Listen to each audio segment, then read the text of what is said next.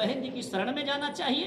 बहन जी को इस बात के लिए रिक्वेस्ट करना चाहिए कि बहन जी आप एक दलित नेता भी हैं और पूरे देश में SC/ST का बड़ा वोट बैंक है। हम OBC समाज के लोग, अति पिछड़े समाज के लोग आपको अपना नेता मानते हैं। हम आपको देश का PM बनाना चाहते हैं। हम आपका साथ देना चाहते हैं। अगर ऐसी रणनीति ये लोग बनाएं तो बीजेपी को रोका जा सकता है, देश में एक बड़ी राजनीति खड़ी की जा सकती है। अदरवाइज ये लोग कुछ करने वाले नहीं। जैसे मैं यहाँ राजद और JDU की ही बात करूं, पूरे प्रदेश में उनकी पार्टी नहीं है। किसी जिले में सीटें जीते हैं, किसी जिले में सीट नहीं जीते हैं। पूरे प्रांत में उनकी पार्टी नहीं है, बिहार के भी पूरे प्रांत में नहीं है। अलग अलग दल जो है अलग अलग क्षेत्र में है, स्थापित हैं। तो फिर वो कैसे बात कर रहे हैं कि उनका कैंडिडेट वो प्रधानमंत्री का सटीक दावेदार हो सकता है? मतलब आप लोगों को पूछा नहीं गया है? यह पूछने की बात नहीं है, पूछने की बात नहीं है कि हमें नहीं पूछा गया है। हम उस प्लेटफॉर्म पर जहां दलितों के साथ अत्याचार होते हैं, शोषित दलित वंचितों के साथ अत्याचार होते हैं, उस प्लेटफॉर्म पर जाने के लिए तैयार ही नहीं हो सकते। बहुजन समाज पार्टी वहां नहीं जा सकती। अब तो कह रहे हैं कि अगर हमारे ये बहन जी को नहीं, हम चलेंगे। हमारे प्रभारी साहब को कहना है कि अगर ये लोग चाहते हैं तो हमें कहें। हम नहीं कह रहे हैं कि हम आपको नेता मानने के लिए तैयार हैं। अगर ये आकर के हमें नेता मान लेते हैं तो हमें उस पर आपत्ति नहीं है। हमारे बहन जी को नेता मान लेते हैं, उस पर आपत्ति नहीं है। महागठबंधन के लोग बहुजन समाज पार्टी की ऑफिस पूरे देश में है, सभी राज्य की राजधानी में है।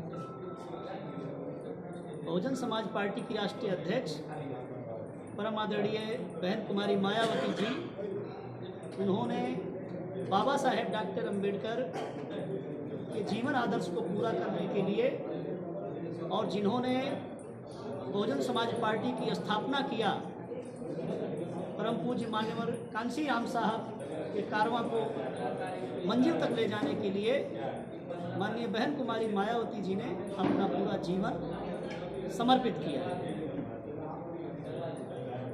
बहुजन समाज पार्टी कोई मैनिफेस्टो नहीं जारी करती है, क्योंकि हमारी लीडर माननीय बहन जी का ऐसा कहना है, बाबा साहेब डॉक्टर अंबेडकर द्वारा रचित जो भारत देश का संविधान है उसको लागू करना बहुजन समाज पार्टी का मैनिफेस्टो है।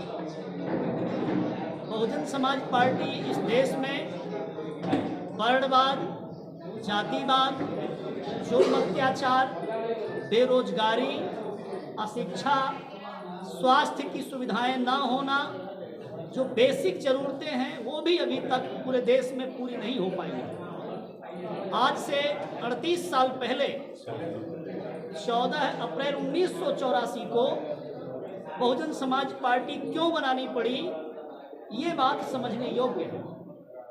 लंबे अरसे तक कांग्रेस पार्टी केंद्र में रही, सभी प्रदेशों में रही। कांग्रेस पार्टी ने देश की जनता की ज़रूरतों को पूरा नहीं किया। मान्यवर कांसी राम साहब ने माननीय बहन जी को साथ में, एक महिला लीडर को साथ में लेकर के बहुजन समाज पार्टी बनाई।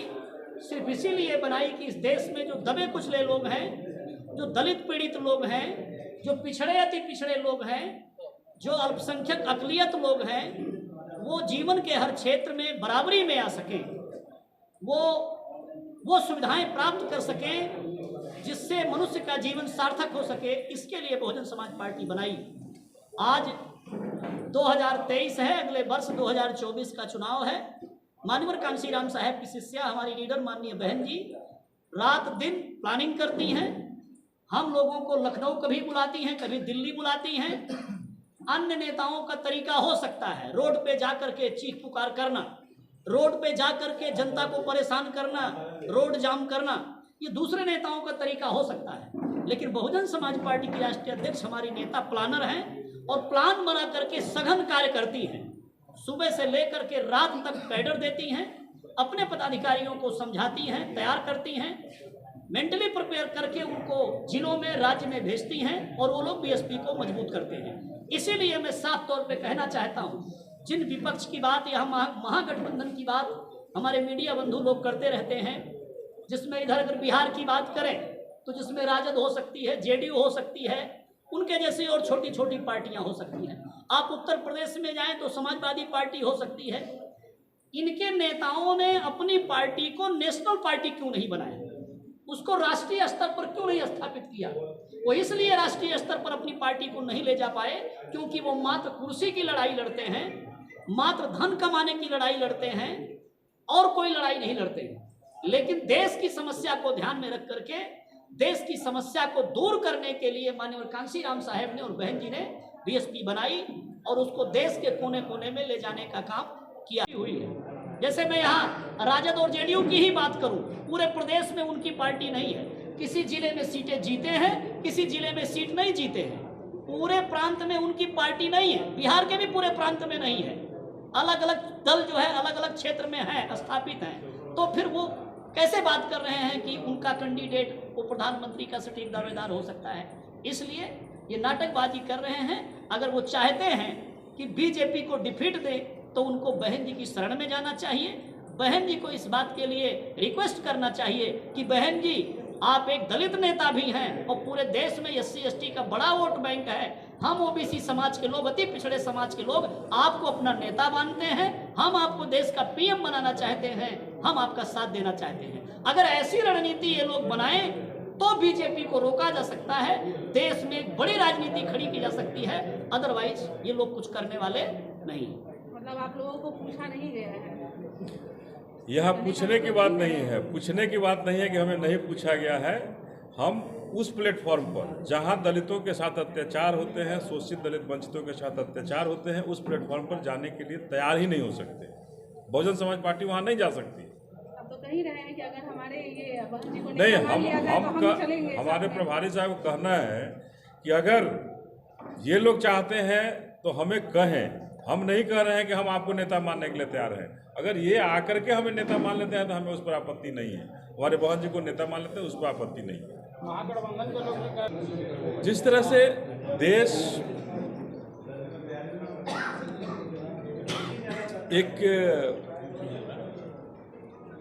विडंबना में घिरता जा रहा है, ऐसा लगता है कि हमारे देश में हमारे बाबा साहब ने जो संविधान बनाया, उस संविधान को कहीं न कहीं दरकिनार करने का प्रयास किया जा रहा है। और उस प्रयास में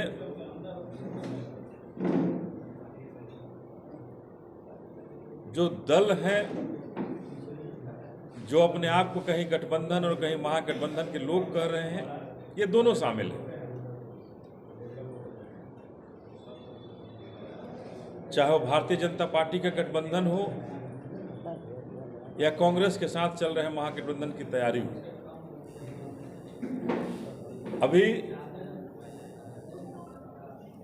जिस तरह से महागठबंधन की बैठक बिहार में होने जा रही है, तमाम तैयारियां शुरू हो गई हैं कि बिहार के अंदर महागठबंधन की बैठक होगी, महागठबंधन का घोषणा होगा।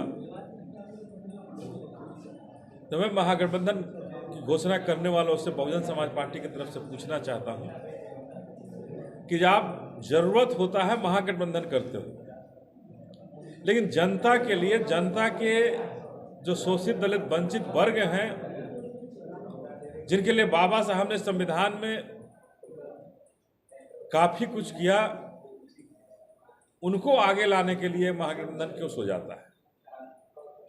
जब उस समाज पर अन्याय होता है तो बिहार की सरकार क्यों सो जाती है? चाहे वो राकेश पासवान की हत्या हो, मुन्ना पासवान की हत्या हो, या दर्जनों इस बिहार में हत्याएं हुई हो। बिहार में डीएम की हत्या हुई हो, दर्जनों नरसंहार हुए, उस नरसंहार के आयोग को क्यों बंद कर दिया गया? उस नरसंहार में सारे लोग बरी हो गए, हमारा दर्जनों सैकड़ों परिवार हमारा छत बिछत हो गया, शोषित दलित वंचितों का कोई नाम लेवा नहीं रहा।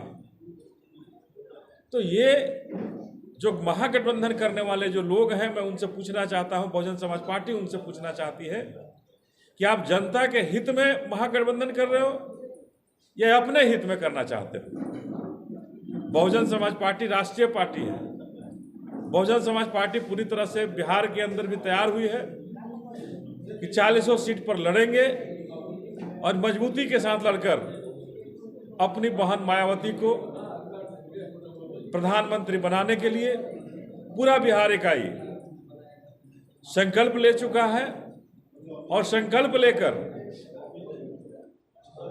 बिहार से दर्जनों सांसद बनाकर लाल किला पर न गठबंधन का झंडा फहरेगा न महागठबंधन का, बहुजन समाज पार्टी का झंडा अपनी मायावती बहन से फहराने के लिए, नीलामय भारत करने के लिए, बाबा साहब के संविधान को पूरी तरह से लागू करने के लिए सब बहुजन समाज पार्टी का एक एक परिवार का सदस्य कसम खा चुका है, संकल्प ले चुका है कि हम अपनी बहन को दिल्ली की गद्दी पर बैठा करके ही दम लेंगे।